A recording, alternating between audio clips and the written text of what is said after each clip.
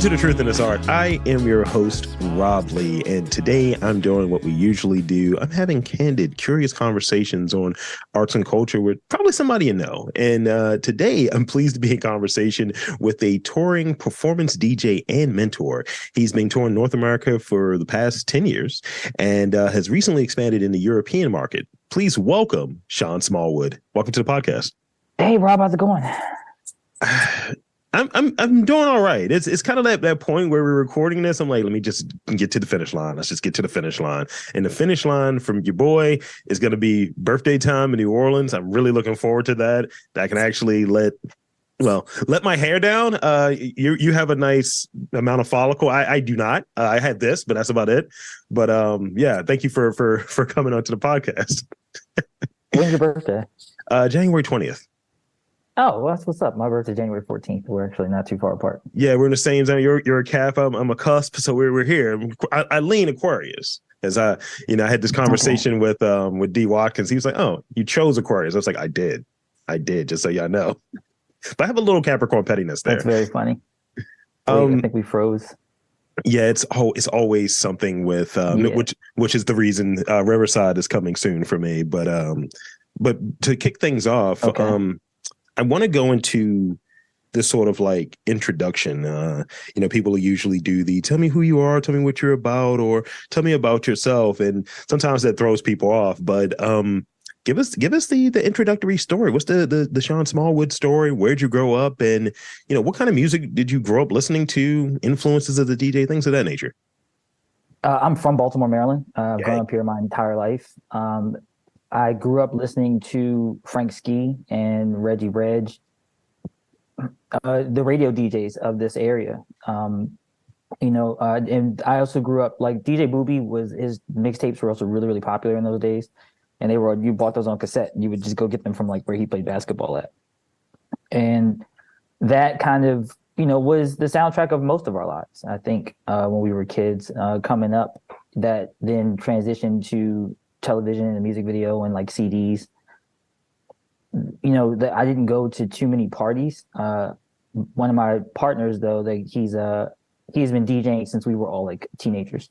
DJ JG, and like even like those like events, like I never really like went to those. It was just there weren't really that many parties. Like you could go to there's a place called Twilight, which was like a kiddie like nightclub in Lansdowne, which was like under 18 only or something like that, like 15 to 18. Like you couldn't be like older than 18 to go there. The Paradox would have like high school night. And if there were like Easter kiddie discos, but there weren't really like that many parties for younger people like in those times. Yeah. So it wasn't until I became an adult, I started to go to the Taxlo parties that were around here that were hosted by Colin Stalin. They were at like Sonar and like the Auto Bar. And like the Talking Head, like the Talking Head's like not even around anymore. Yeah. But they would book like all kinds of acts. Like there's a musical act, Justice or Justice, as the French recently taught me it was actually pronounced. And like you could go see Justice play there. You could go see Death from Above. You could also go see like Scotty B DJ. Nice. All in this one building. And that was also part of the. That 20s to, like my 20s, essentially. There was also, there was a DJ here named Chris Devlin. Chris Devlin used to DJ for Spank Rock, who was a rapper from Sandtown. And Chris used to play at the Auto Bar. He played a bunch of places, but he would play at the Auto Bar on Wednesdays. And we would go all the time because it was Wednesdays and it was ladies, all you could drink for $10. So we would just always go round up girls to take to the bar and just buy them their drinks. Because that meant that we could drink for free too. Because we'd be like, okay, like if you like, we're going to bring like 20 girls in there. Yeah. And just go, here, like take $200. Everybody go get a cup, and we just go sit in there and get trashed. That's the thing one would do. Yeah, no, and so we would. It was just I don't know, but then I watched Chris and I watched Spank Rock like grow. I watched them go from playing at the Talking Head to playing Coachella, and that then left a void though in like places to go out, things to do. And in my early 30s, I kind of picked up the ball in late 20s of sorts of trying to be that party again. When those DJs move on, they go on to do bigger things. They just don't play these places anymore. Yeah. So, but people still, I think, need to have that kind of experience. It still, I think, is pertinent. It was also really influential because when I used to go to these parties, I would hear them play music, and I would sometimes make my way to the DJ booth or area, and I would watch them play, and it would usually just be one record. Yeah. And I used to think that they were DJing, and not that they weren't, but I used to think that DJing was like something different. Yeah. But I realized, you can just play a song, and it might be a song that someone else made. And I realized I was like, it was almost like a light switch that went off almost, because I was like, well, you can play two records at one time, but it's also about playing, sometimes the best record, and maybe at that one time. That makes sense. So, but all those rooms also were very, not even diverse, because Baltimore's never really been a truly diverse place. Yeah. But in terms of the diversity which you had to encounter and deal with, it was having to make like Easy Jackson and who's another example that I don't know, like, I don't know. Have you ever seen Outcalls, the band play? The Brian Yes. Chance? Yeah. Okay, so that's your room though.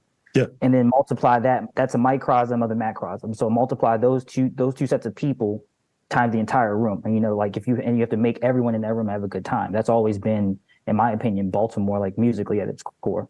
Right. You can make those two sets of people, unite in, because we just recently got like kind of Latin people and like Arabic people, and more of an Asian population that goes beyond like Hopkins, essentially. It's like, how do you have that sort of crossover that reflects who's there, who's within a certain audience? And I go back to like the first episode. I mean, you may have listened to the first episode. First episode I had was a DJ, because I always have a certain, like, how do y'all do these things? Hey, party start, let's make it happen. Like, how does this happen? So it's always been of interest. So that's a consideration for you. It is for me. It's because it was, I don't know, it was almost like just like the veil of entertainment being lifted, kind of. Like, I remember as a kid, I used to think that like Whitney Houston was so talented. Yeah. She would go on TV and she would belt out those jams. But as I became an entertainer, I realized that was just another day at work. Mm. That was something which she did 300 days out of the year, maybe 275. Yeah. So another day is just another day for her. It's not really that big of a deal.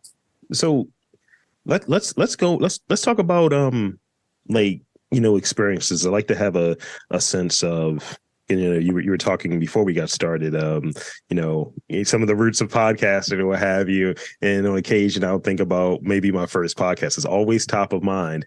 So if you could tell me about your first experience DJing, like, what was your first one? What was your most recent one? And like, how does it feel comparatively? Like, when you think back on that first one, you think about that most recent one, like, man, I could have did this different than the first one, or I can't believe I played that. And you think about the most recent one, it's like, yo, I crushed it. So tell me about that. So I guess there's arguably maybe like two times. So the first time I ever played was there's a kora player here. A kora is an African like harp, named Amadou Kouyaté. Amadou's awesome. He's a bunch of bands around here. But I was like goofing around with DJing in the house, and I had some house speakers, and somebody was like, "Yo, you should play Amadou's birthday party." And I was like, "Okay, whatever, sure."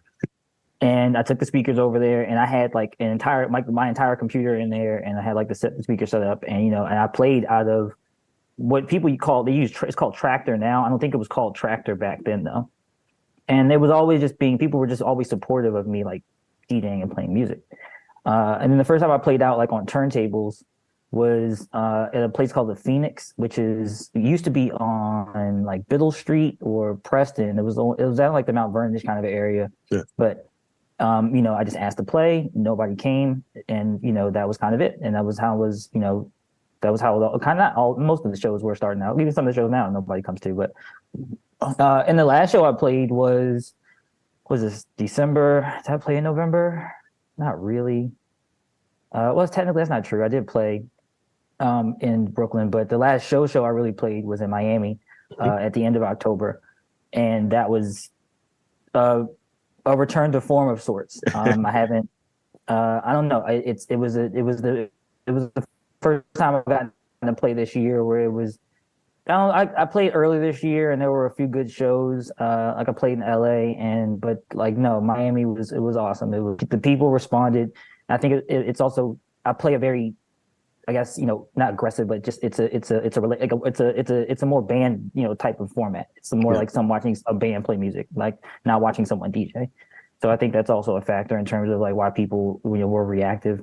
I don't know. Like I said, but it was just really positive. I think it was also, I think there was just moments there. It was a big festival happening as well. Yeah. So this was like, it was like a satellite moment, but Miami is a very exciting place though. So I've come to enjoy performing there, and it's taught me a lot about the program and how you can provide people with a show, and what kind of show you're going to, offer to people as well.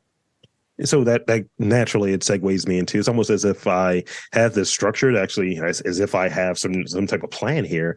But tell me about your philosophy when it comes to performing, and like at the end of the day, if there was a takeaway, if someone comes to see you play, what do you hope they take away from it? That either you are inspired by what you saw, and it made you want to do it too, or it made you not want to, like, you realize that you were like, oh, I'm doing it wrong, like but it makes you think, it makes you want to do it. I think that's the most important thing about it all. Like that, when I play, it should make someone else want to play. That's always what I'm trying to go for. I think at least that's what's happened anyway. Like when I play, people are like, since I've started playing, people have been like, can you show me how to do this? And I'm like, yeah, sure. I don't, because it was given to me. The equipment I had was given to me by some friends, and I've tried to always utilize that as like a springboard of sorts to make sure other people, learned it. And as I like to joke, or not joke, but like, Wu-Tang is for everybody. The ability to make people feel good, make yourself feel good, that's something which I think all people should have. And I think that's also a really core tenet of like what I try to teach people, or when I play music, that's what I try to like lead people. And also a little bit of confidence as well. Come to realize that a lot of this is less about playing music, because that's kind of an easy task. All of us get in cars, we can all press play on the CD player. That's easy. Yeah. But standing up in front of strangers and guiding them, that's not always a simple task. So if I can help someone be a little bit more confident in their efforts, then I think I've done the job. No, that's great. And I see that as well. Like when you're kind of changing what one is doing, like I have the glass wall of protection here from being in front of another person, what have you. But in going out and doing more of these sort of public moderated speeches and talks and things of that nature, it's, I go back to one that I've done recently where I tried to do a shortcut and kind of interview myself. That was the only way I was going to get through it. And then I'm being asked questions, the Q&A, that was almost half the time. And really having people kind of go on this journey and like directing them through whatever I'm talking about. And I don't know if I'm interesting or not, but really trying to direct it to, this is what I posit. This is what I think is the theme here. And if you guys would rock with me and indulge me, this is where we're going with it. And people connecting with it and getting reactions. I had one person come up to me crying, and I was like, what did I do? I was like, oh, this kind of jogged this feeling loose based in a talk that I had. And I think being in that sort of spot and being in front of people, whether it's performing, whether it's just doing a talk, I think there's always an element of performance and play there. But when you're in front of people, we're lagging. They're almost, I think when you're in front of people, they're almost at your mercy in some regard or what have you. So there's a certain degree of trust there, and you want to put on something that's good, something that thought is put into. No, wholeheartedly. I would definitely agree with that notion. That's the decision that DJs have to make within arguably 180 seconds. And also one of the things that you were touching on there of, almost kind of like giving the game out in the sense of, I'm kind of the same way. If someone comes to me, like, how do I get into podcasting? And I've never said no. I've always said like, yeah, this is how I go about it. And that speaks to the mentoring background that you had in the introduction that I mentioned. So tell us a little bit about that. I've been very fortunate that in the arts and in creativity, I've always worked with other people, or worked with people who were maybe a bit more experienced, or, and they were always really positive. And really reassuring. I used to be in a band, and I joined the band, and there was some, it was interesting playing music with people who have been playing music for 10 or 15 years, but they had never really like found any kind of success, or arguable, like they had never kind of gotten out of their house with it, maybe, and then you join a band and you don't really have any musical experience, but they're still like, well, we want you to play. Or you meet jazz musicians, people who have been playing since they were 13, 15 years old, and they have found, success with it. And they're also like, yo, you should play music. Yeah. It's like, oh, okay, well, sure. Let me give this a shot. Let's see how this all goes. And yeah, I don't know. I've just always tried to just kind of not pay it forward, because I guess there was a cheesy movie with Kevin Spacey's in it, or okay. Yeah, maybe, but I don't know. And Haley Joel Osment, I think he's in that movie too. But you want to just try to, like I say, I don't know. It's for me. It's also, I think I've also met a lot of people who they're also like, people tell me no when I ask them for help, or they, if I or they I don't know, you don't find an answer because people, for whatever reason, they may be afraid that you'll become better than them or these types of things. And I'm a really big fan of racing.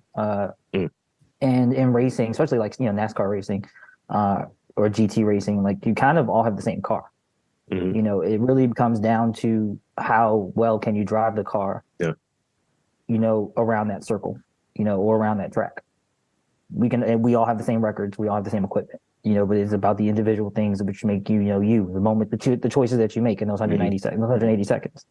Yeah. So that's why I've never had a problem with showing things to people. But I don't know. I also get a lot of personal enjoyment out of it too. So I think that's also what I'm always trying to also share with people as well. Like playing music is one of the better drugs I've ever come across. I relate with a lot of that, and I'll say that one of the things that I use, how I look at it, was someone's like, yeah, how do I get into podcasting? And it's like, that's what I do. It's my lane. Don't be touching it. No, but it's really like, and I mean, this is some tongue in cheek there, but I do mean this, that there is a lot that's out there. There's so much miscommunication, again, as we were touching on earlier. And it's this new investment that this is a stream or it's this part of someone's marketing mix. But I think, if there's a person that's doing it, and I love that NASCAR kind of comparison there, it's just like, I have this question of, how do you embrace your strangeness, those unique qualities that make you, you, and that's reflected in your work, whatever it is, whether it's a podcast, whether it's a painting. And, me being a 37-year-old Black man that likes Japanese wrestling, those things pop up in my conversations. I was like, man, I'm marking out. It's like, that's a wrestling term. I was like, I know. Yeah, no, wrestling's a really big important, I guess, element of it all too, because I'm a part of the attitude era of sports entertainment in terms of watching the WWE grow to the behemoth it is today and understanding the story-driven element of it all. And I've always felt as though that was a necessary part of your nightlife and your show business. Like, I'm like, no, like what Vince McMahon has figured out how to do twice a week for free on TV, on cable. I'm like, no, this is a genius program. You know what I mean? Like if you look at like the circuit, because it all went back to touring. Yeah. Like for me, like, because he learned it from the circus, and then the WWF or WWE, what they became, they're like the best touring. They're like one of the only touring shows that's like left, like from the old times. Mm-hmm. Like the circus is gone. Cirque du Soleil changes, kind of, rapidly all the time. Like, but wrestling kind of hasn't really changed. It's just kind of grown. It's added more demographics, added women. It's added, places that wrestling never been before, like the Middle East, and I guess there's always Europe, but it's just different now. Like they've grown it so much. It's gone from like the Baltimore arena to Wembley. So. Yeah. Absolutely. I'm a huge fan of wrestling. Is always something which I've always tried to like let people know was always a really big influence on what was going on. Because I'm like, no, like I've been watching wrestling for the last 40 years. I've always enjoyed it as a business model. Yeah, and I think it's a really interesting business model because it's tested. It's been around, as you touched on, the whole circus, the whole carnival thing. At its worst, people say it's carny, and you're like, people aren't getting paid. This isn't going well. And at its best, it turns into almost this uber sanitized sort of corporate thing where I think it leads to other opportunities and concessions are made that may impact, certain fans and how they view the product. But really, in terms of the health of a business, it's like, oh, now we're in the, we have children's cereal and ice cream and movies and things of that nature. And it shifts from something that has these roots in this sort of carnival, this sort of, strong man, bearded lady sort of thing to a multinational entertainment conglomerate. There's no other entertainment field, I think, outside of maybe baseball, which has given us more politicians. So I want to talk about just kind of the demographics in terms of like, the travel. So in having experience in last 10 plus years or what have you, being in North America, then getting into Europe or what have you, tell us about how those markets compare in terms of like maybe how a show goes, or maybe some of the things that you're looking for in booking shows and things of that nature, like compare and contrast. Because I can't help but think about season 3 of Atlanta and when they were in Europe, I was like, what is happening here? How is this working? So tell me about that. Yes, it's funny as I caught some of those episodes and I was like, damn, I'm on this. We on the same track. And it was really, really fascinating. But so I went over there and I've been producing records and like talking with DJs over there, and trying to help them to get them to understand, because a lot of people that I meet, period, are not aware, or they just don't know how you can be an artist full time, for lack of a better term. They aren't aware of how to pick up programs. Like for example, my one colleague in France, he was telling me that you can't DJ past like a certain like time of night in certain parts of like, the region. I'm like, that's why you have to go to like these larger cities. You have to end up moving around differently. And I'm just like, the people who they end up having to communicate with and, bounce ideas back and forth off of, and just how I've learned how to operate here, and I'm now trying to apply that in other markets, and like for, going through chambers of commerce, talking to tourism boards, going to, speaking with colleges, like there is a number of, it's not just about playing a show in, a venue. It's always not just about, sometimes it's also doing radio sets, DJ things on like streams. Like in Berlin, there's a live stream, which is very, very popular, that's held in the bathroom. Oh, wow. It's like, world-renowned DJs and everybody, we all go play in the bathroom. It's just, it's a really straight ahead shot, yeah. But it's such a wide ranging world now, and streaming has also opened all that up as well, and now you can play things whether you go to the broadcast location or whether you can remote in and play in that fashion. But it's also changed a lot in terms of like how that approaches as well. For a while now, I've had a concept of offering like an artist residency type of program. I've been very fortunate to found housing during a very troubling time in my life, and I was able to focus on being an artist and learning more about how to accomplish these things from a full-time perspective. And I was like, we could do this kind of thing like here in America. We could save money. We don't have to like spend money on hotels anymore. Most of the time when you go to a hotel, you can't, make noise in them. You can't smoke in them. Or, there's all these types of parameters. It was like, okay, well, if we just build it ourselves, then we don't have to worry about any of those kinds of things. As I went overseas, I realized, it's not just the home. Mm-hmm. It's everywhere. Everyone kind of has the same problem. People don't have anywhere to live. They don't have anywhere to work. They don't have anywhere to properly sleep, and eat. Like look at the Bell Foundry. The Bell Foundry was a marvelous place, but the reality is you had to get a tetanus shot to go in there, and like be a normal human being. Right. I've met a number of artists who eat out of dumpsters, like we don't have to live in these kinds of fashions. Yeah. And so, that was part of why I went over there. It was less of programming myself. I work with a number of DJs and types of music, rock bands, jazz bands, R&B singers, rappers. And, it's also about trying to understand, how do we as Americans go there? Because I don't know anyone personally who can tell me that answer. So that's why I had to get on a plane and like go answer it myself. I like that. I like when there's a degree of like curiosity and kind of this need, this sort of like lack that's there. And you hear all the time that, people are thinking outside of the box in these different places, and this idea of like, well, I'm gonna figure this out myself. I'm gonna see how they're doing it here. And I do that on occasion as well when, I do these interviews here, and I love them. I do a lot of them. but also I don't want to be, restricted to only doing here because, here it has like in Baltimore, it has its different things. I'm sure you well know from your vantage point. And it's like, all right, this is still here. This is still a big piece of it. But how do I maybe have conversations with people outside of here to maybe transcribe that and Rosetta Stone that situation as something that's applicable here? And whether it's going somewhere close like Philly or going somewhere further away like Southern California, it's still this at the forefront of even going international to kind of get an idea, because every place has art, every place has people have interesting perspectives and conversations, but it all starts off with, I think, this idea of like curiosity, and that's, connected to maybe a lack or not finding the thing, but knowing it exists. That's the thing that gets me.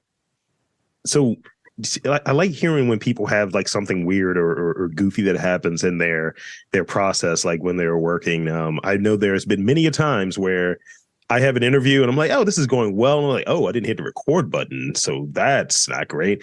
Tell me about like a time that you've had like recently that you've had either something funny, odd, weird that's happened in the whole either the performance piece, either the process or the production piece. But tell me about that. That's a good one. I don't know. It's not a very there's not a lot of room for error, and there's not a lot of room for there's a natural comedy which kind of comes along, I think, with what we do. But yeah, no, in terms of like, I don't know, something comical which happened. I mean, I don't know. We were on the road last week. We were coming back from New York, and we caught a flat. And I mean, like, it wasn't music related, but it was just like, that was the funniest thing which has happened to me recently, because I was going to stay in New York for the Macy's Day Thanksgiving Parade, which I've never seen before. I wanted to see it, and I was like, you know what? No, I'll get in the car, go for the car ride down the road. We'll see what happens. And we caught the flat, and it was just an adventure, not adventure, but it was just like, we ended up Instacarting like a can of Fix-A-Flat in like, it took us like an hour to get there. But I'm telling the story wrong because I haven't quite figured out how to make it comical yet, I guess. Or it was funny, a lot of fun. I don't know. It was funny though, because it was just like, it was a holiday moment. It was like, you're coming down 95, catch a flat tire. Like, but I don't know, like Showtime wise, honestly, no, I guess because I don't know. Some people say I take it really seriously, but like, there's not like there's never like a room for like error, like nothing funny like kind of ever happens, because it's like, there's nothing funny to happen. Like it's yeah. I mean, outside maybe telling jokes. I mean, but like like as far as Showtime, like no, like I don't know. I take it kind of seriously. So it's like from a technical stance, because I don't know, like it's a lot of it's computer assisted or computer based, so it's very far and few between where like something can go wrong, kind of, or I don't know.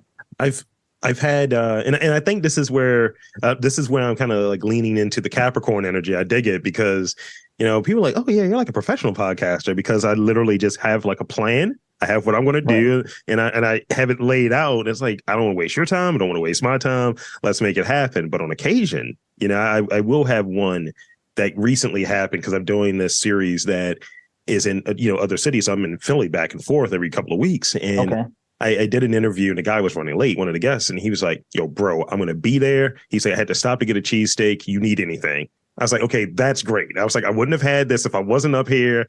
And then he came in there smelling like onions. I was like, this is great. This is exactly what I wanted. So, no, I mean, it might have been the post Miami nonsense, because like, so after we played, I was only supposed to play till like 12. And then my homeboy was like, yo, the girl's supposed to come after us. She's not showing up. You know what I mean? Can you like, the asses, can we fill in? I was like, whatever. I don't care. I'm drunk. I have a flight in a few hours. Whatever. And so we keep playing, and he's like, okay, do you want to go to the festival? And I was like, sure. I don't have a wristband though. He's like, it's fine. I was like, okay. He's like, we'll shut the party down. I was like, okay, cool. So I played the last song, and we closed it out, and we walked over there, and we walk in, and we like went through this like sea of people. It was so many people. And when we get inside the room, it was the most magnificent sound system I've ever experienced in my life. It was 8 columns of like 5,000 watts of sound arrayed in a circle. James Murphy from LCD Sound System was playing a 6-hour vinyl set along with 2 other guys. It was epic. Wow. But that room was the air was powder. It was some type of powder. Not sure what kind of powder. It was some kind of powder. It was very, very dusty, and it was thick. And we were in there, and I went outside, and I was like, nope, gotta go outside. And I threw up real, real hard. And I was like, oh shit, I gotta go home. But what time is it? I did not know. All I know is that I managed to somehow make it to Fort Lauderdale Airport, no shirt on, back of an Uber, did not throw up an Uber. So I was like, not giving you any more money, sir. Good night. I went to the terminal and went to sleep. And I was like, man, I didn't land it in Atlanta, and I almost went to King of Diamonds. And I was like, this is it. We is doing it. We're doing it right now. We're doing it. I was so trash coming out of there. I went to work on Monday. I went to work on Monday morning, and I told my boss, I told my coworkers, a lot of them are like, some of them are like twice as young as me, and I'm like, I don't want to hear y'all not coming to work on Monday. I don't want y'all to tell me you can't come to work on Monday because you have no idea what I just did. You no clue. Right. It's like that Hannibal Buress bit, and he was talking about, he's like, man, when you hit your late 30s, man, he's like, you gotta know what you can drink, you gotta know what you can do, man. He's like, he's like, don't be vomiting. He's like, you got a mortgage, you got responsibilities. He's like, don't be vomiting on my shoe, man, because you drank too much. Yeah, no, it's funny. It's like every now and then I'll go there, but it's a boot and rally kind of situation. But I don't know. I tell a lot of people though. I'm like, people don't know how physically arduous being, at least I don't know. Like you move a lot. There's a lot of movement involved. It's not a sedentary job. No, absolutely. So you do have to have some type of physicality with you. So, like you have to not like be abusing your body like that. So it's like, no, that was a wild time though. Like there was no way in God's green earth I should have gotten on that plane. I should not have made it to work the following day. Like there was no way I should have gone to, that was the wildest weekend I've had this year, I think. Maybe. I mean, I remember having this conversation a little while ago about the artist lifestyle, and it's different. It's different shades. It's different shades. My version of it is I'm just a workaholic. I'm obsessed with what I do, and I'm sure you pointed it out when we met in person a couple of weeks back. It's like, do a lot of stuff, and coming up on 500 episodes in just over 3 years. It's just like. And having the day job, people are like, oh, you're a full-time guy. No, I'm not. I'm a crazy person that has 2 full-time gigs. But this is the last real question I got for you. And I think it's in this vein. I think it's a good place for us to kind of take it before we get to those rapid fire questions. Okay. What advice would you give from a macro standpoint? Because, you're a guy that's about your business. You know a lot. You're a worldly guy. You're a smart dude. What advice would you give to aspiring creatives, specifically creatives performing in front of large crowds of people? And I got my ears open as well, because more and more I'm in front of people and I can't hide. So what sort of advice would you give to folks when they're performing in front of people? The crowd has no idea what the show is. And that might be why nothing ever goes wrong, with the air quotes. Yes. So, if something happens on stage, the people watching the program have no idea whether that was supposed to happen, whether that's a mistake. Like they have so all you have to do is just kind of cover, so whether that means telling a joke or, you do a magic trick, something. Yeah. But, until you get the technical aspects of it figured out, if that happened to be the issue, but you try to figure out a way. But it's always important to remember though, that until you tell them, hey, something's wrong, they have no clue. Mm. And that's the most important part of the magic trick. You have to maintain the confidence, like the entire time. Never break character, And do your taxes. It's important. People don't realize that, but it's also most important. That's the most important thing that I figured out. This entire trick is every meal that you eat, every headphone that you buy, every paintbrush that you buy, all those are taxable write-off expenses. Do your taxes. Trust, it just helps you in the long run when you want to go apply for loans, when you want to, apply for grants, it's your bookkeeping.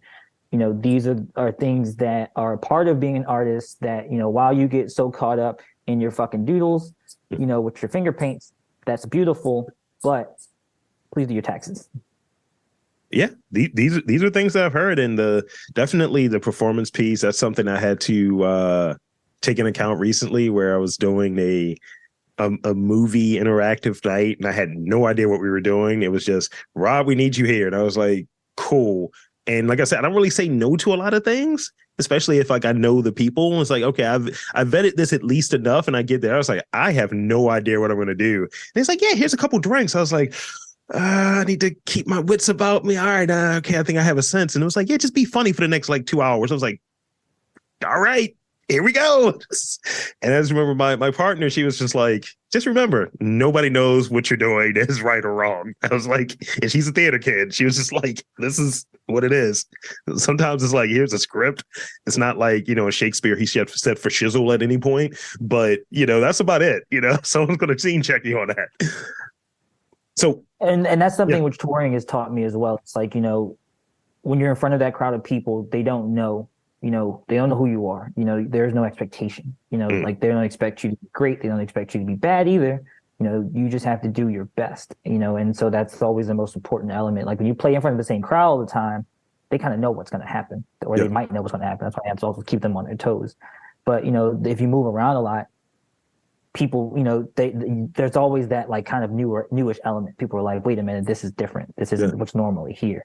And so that always gives you a little bit more, just a little bit more trust, believe it or not, as being a total stranger than is if you were something that people knew, and then they kind of know or they think they know what they should expect. Like, if you go to a Taylor Swift show, you go to a Beyonce show, you expect a spectacle. You go to some, random R&B girl that you never heard before, you never know. Might be fun, might be trash, but it only costs you $5. I think I'm going to keep people on their toes in this next batch of the next 100 interviews. I'm just going to do in a voice and an accent and just see if it works. Just like, here's my British transatlantic accent for the next 100 episodes. Let's just see. People already don't think I'm from Baltimore as it is. So here we go. So with that, I want to dive into these rapid fire questions real quick. You know how these go. You already know how to go. So I don't even need to give you the whole thing.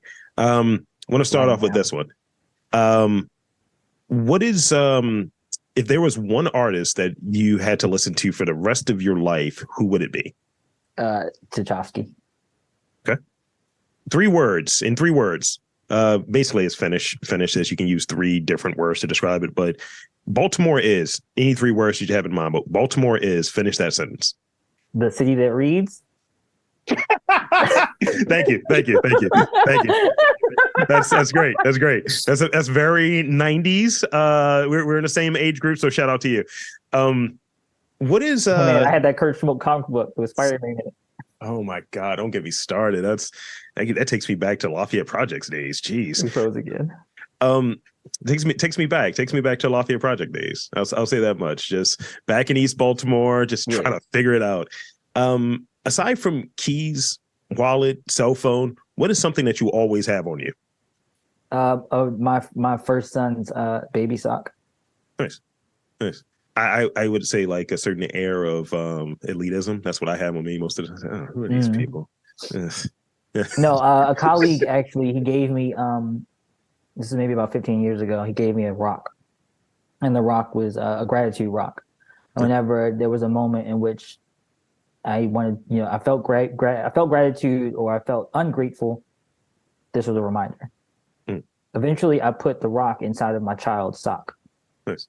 And eventually, I threw the rock in the Atlantic Ocean or the Pacific Ocean, one of the two, because I realized the sock was what made me grateful. It was not the rock anymore. It's beautiful, man. Just favorite movie? Pulp Fiction. You get it. That's a good one. It's a really good one. This is the last one I got for you. I'm always interested in like what sort of like rituals, things of that nature that people have in a day. And I'm very much a food guy. I'm a foodie. So what is your favorite thing to eat post performance? I'm a big fan of the victory meal. Performance goes well. A live podcast for me goes well. Is like, yo, it's time for sushi. Let's go. What is that post performance meal for you? Jeez. It honestly depends on what city I'm in. Okay. Because then it's also going to factor in like what's open at 4 a.m, 3 a.m, DJ hours. Sometimes you get off very late at night. Yeah.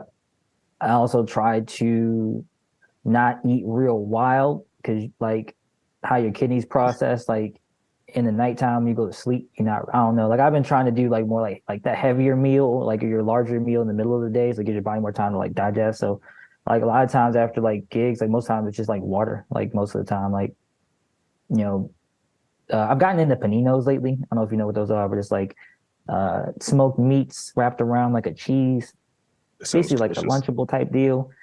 Like bougie Lunchable. Yeah, I don't know, like, but like, you know, I don't know, lighter fares. I've been like, I don't know, like trying to eat lighter, like especially like late at night like that. Like, I don't know. But honestly, it does depend on what city you're in. Because like if you're in New York, you know, if you're in Brooklyn, you can mosey on over there to like buy like Bushwick and get like a taco truck type situation going on. You know, there's a couple late night spots like on South Beach, you know, if you find yourself down Miami, or you can hit like the grocery store or something like that. Like I spend a lot of time in grocery stores. You know, I mean, I cook a lot, so you know, I don't. It's like the post show meal. I've been doing like tostados lately, like avocado and like a smoked fish or like a raw fish, like or ceviches, like stuff like that. But I don't know, trying to keep it light. No, I like it. I like it, and I think you're right. It's definitely dependent on where you're at. Because I'm doing a little more traveling for the podcast. I'm like, all right, where are we going afterwards, bro? And I remember when I did this series in Austin, Texas, and I ended up interviewing one of the guys from this taco chain, and he was like, oh, we got to go to my place, bro. I was like, okay, cool. And we go there, and he was like, yo, what are you eating? He's like, it's on me. He's like, whatever you want. And he's like, I got the gold card. And I was like, yeah, I just want like 2 things. I was like, I don't really have a lot. And it was like 106 degrees. I was like, I can't eat heavy right now, my G. He's like, you got to have the case. I was like, come on, man. Damn. But yeah, it's definitely one of those things. There were some good bars in Austin. We went out there for South by a few years ago. That was a good place. We might be stopping past there next year. That should be pretty cool. Texas had good tacos. Like that was always the late night move down there because you're so close to Mexico. That was always a wave. So with that, I think I got everything. So I want to thank you. Everything in this sort of like this introductory thing. I always tell people this is not the all inclusive, you know, the end all interview, but it is definitely, you know, maybe people will check out more of your stuff and, you know, get some inspiration and all of that good stuff. And with that, I want to thank you for coming on to this podcast. And 2, I want to invite and encourage you to tell the listeners where to check you out, website, social media, all of that good stuff, everything Shawn Smallwood. Oh man, that's such a wow. So actually, I guess the easiest way so first of all, thank you very much, Rob. This is also been really awesome. I am a fan. I listen to a number of these podcasts. I'm a huge fan of the movie night that you do. Thank you. In person. That's always like one of the things I saw it during the pandemic. Like I saw it like happening, and I was like, this is something I would go to. I'm like, this is awesome. Appreciate you showed Meteor Man, and like Meteor Man's like, you know. Oh yeah. I don't know, all-time favorite movie. Like I mean, like my film professor in college was one of the Golden Lords. Nice. Yeah, no, it's like I'm a huge fan of like, you know, Baltimore and like films and movies and things of that nature. So no, thank you very much for having me on. I guess if you can find me on stuff like Xbox Live, it's Destruction. It's DESTRUK and then Shawn. And if you wanted to look for me like musically, that kind of replicates on like all stuff. I'm very bad about this whole existence thing because believe it or not, Rob, I've tried to exist as almost like a neo Paul Bunyan of sorts or John Henry Irons. Like it's supposed to be like this urban legend. And I wanted to no, this was like I tried to like in a world where everyone was like, look at my social media. I was like, no, just come listen to me play music. Yeah. Yeah. There are no pictures, there are no videos. There are no mixes online. And the thing is, it's like, you know, that's the whole point. It's like, think about what I just said. Like the last 10 years, people have been giving me money to play music around this country. Mm-hmm. And there's virtually no, first of all, it's illegal to record and put the music back on the internet. Like you're really not supposed to be doing any of this type of stuff for rights and licenses and all that type of things. But then I'm like, no, that was always the joke. That was always supposed to be the joke of it. It was supposed to be this myth of an urban legend. So I've done a really bad job of like curating all these types of things. I'm trying to work on that in this next decade because it seems like people would like for me to continue to play music. So we'll be, you know, I use my real name on stuff as well. So if you know, people can like us Google that. There's also a Kenneth Smallwood. He's a white guy. I think he's like a bird doctor or some shit. But my SEO is pretty good. So if you just look like, you know, there's only one of me, like a handful of us on this planet that have my name. So it shouldn't be too hard to find. That's amazing, and I think it's it's kind of like this thing that they said in the Get Down, that show that got canceled prematurely, and It's like, if you go to a Cool Herc show, what have you, he's like, we're not doing no tapes. He's like, you were either there, you experienced it, or you didn't. That's pretty much that. Yeah. I don't know. It's coming from like, a time in which, like, I don't know, like we didn't have those things in the 90s. You didn't have those things in the early 2000s even. There weren't cell phones proliferating every party. There weren't, large LED panels, shining brightly in the dark of the room. Yeah. It was just having a good time. So I've tried to have that ethos continue of sorts. I realize that's an old man philosophy, but whatever. There you go. Well, I'm going to wrap it up here. Well, for Shawn Smallwood, I am Rob Lee, saying that there's art, culture in and around Baltimore. You just got to look for it.